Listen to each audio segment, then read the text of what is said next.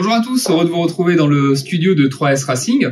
On se retrouve aujourd'hui pour la présentation de la gamme Minerva, depuis peu en ligne sur le site de 3S Racing. Donc Minerva, comme vous pouvez le constater, il s'agit d'un lubrifiant moto. C'est une société française qui est basée à Meuzac, c'est juste en dessous de Limoges.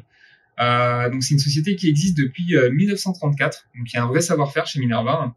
Ils sont présents sur différents segments, donc l'auto, la moto, mais aussi dans l'agricole et la motoculture.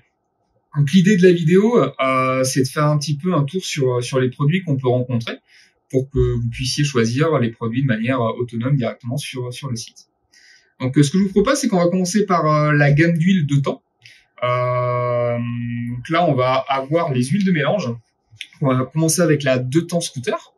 Donc ça, c'est une huile qui est dédiée et conseillée pour tout ce qui est 50 cm3 et petite cylindrée, uniquement en graissage séparé. Donc graissage séparé, c'est uniquement un réservoir à part du réservoir d'essence. Donc vous remplissez uniquement l'huile à ce niveau-là, et c'est une pompe à huile qui va générer le mélange entre l'essence et l'huile. Donc ça, c'est pour les petites et moyennes cylindrées. Après, on va passer sur la gamme DTFR et 2TSR. Donc là, il s'agit d'huile un peu plus haut de gamme, entre guillemets. La 2TSR, en fait, va être une huile dédiée pour l'usage compétition ou quotidienne, donc en fonction de l'utilisation de votre moto. Et vous pouvez l'utiliser soit en mélange, soit en graissage séparé. Donc c'est une huile entre guillemets, on va dire un peu hybride. Par contre, la 2 temps FR, donc là il s'agit uniquement d'une huile compétition.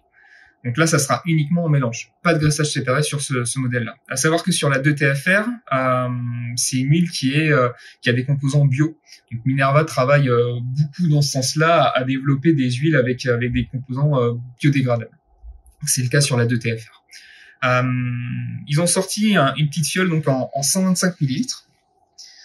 Donc ça, c'est plutôt pas mal pour notamment les enduristes, donc les gens qui font des petites balades importantes. Ça vous permet d'éviter de vous trimballer votre bouteille d'essence avec votre mélange préparé. Vous avez une petite fiole et vous le mettez directement dans votre réservoir. Ça évite vraiment de vous encombrer avec une jerrycan. Ça, c'est plutôt sympa. Donc ça, c'était pour la partie huile de temps mélange. Et après, on va avoir l'huile de boîte. Donc la boîte T. Donc ça, c'est une huile qui est destinée à tous les véhicules de temps, embrayage à bain d'huile sans problème.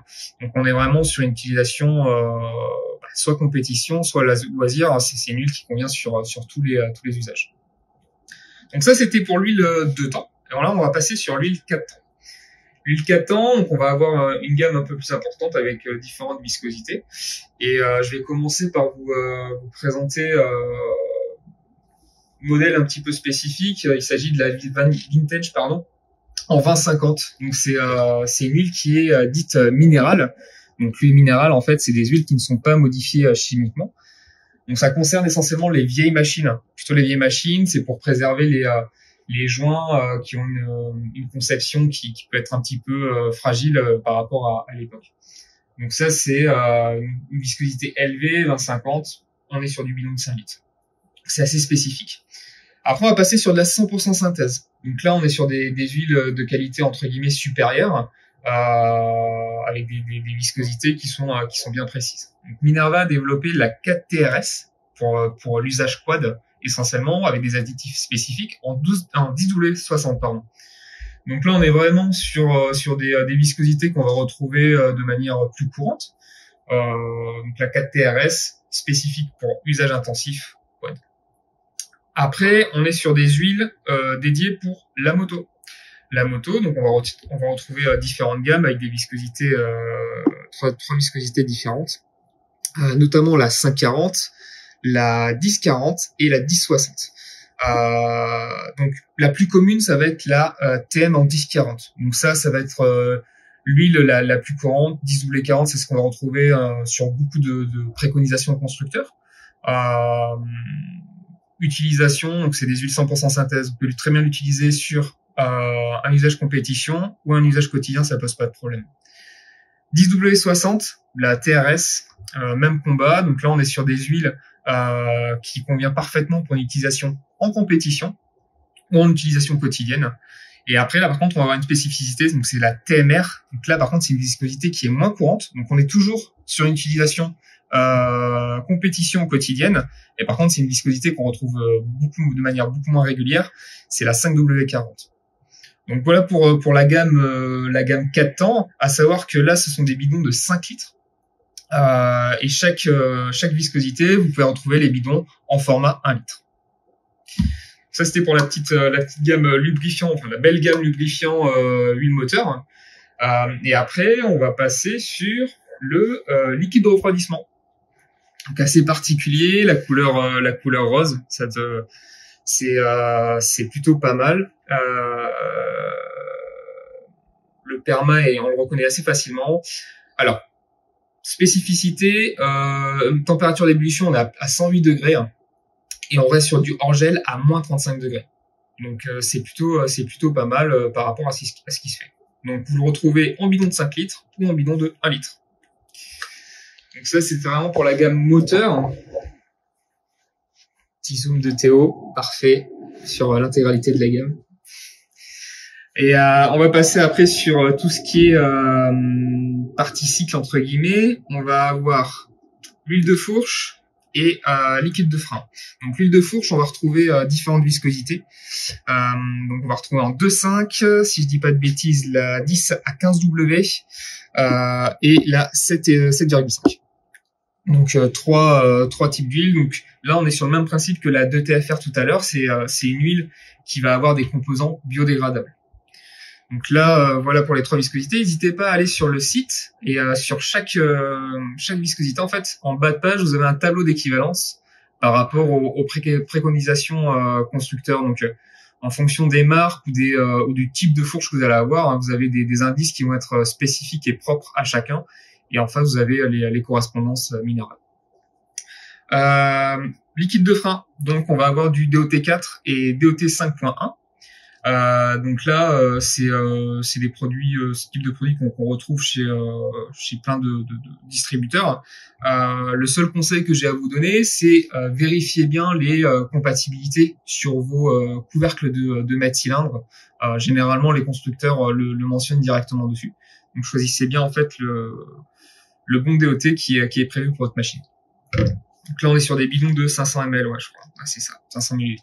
Donc ça suffit largement pour faire une purge en règle générale.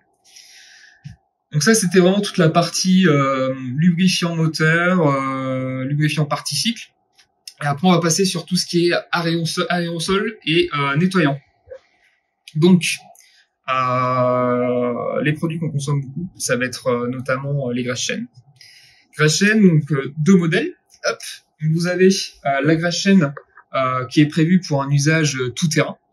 Donc ça va être la graisse-chaîne avec des composants bio également biodégradables, donc qui convient pour tout type d'utilisation en TT. Et après vous allez avoir la graisse-chaîne la Factory, donc là qui a un usage piste et route. Donc c'est les 2 produits en graisse-chaîne proposés par Minerva. Ça, les produits, comme ça tu verras peut-être un peu plus clair. On va avoir le 4F. Alors 4F, tout le monde connaît le WD-40, c'est un équivalent au WD-40 tout simplement. Donc ça c'est toujours sous format aérosol, ça fonctionne très bien, équivalent à WD-40. Donc dégraisser des pièces rouillées ou de la corrosion qui s'est installée.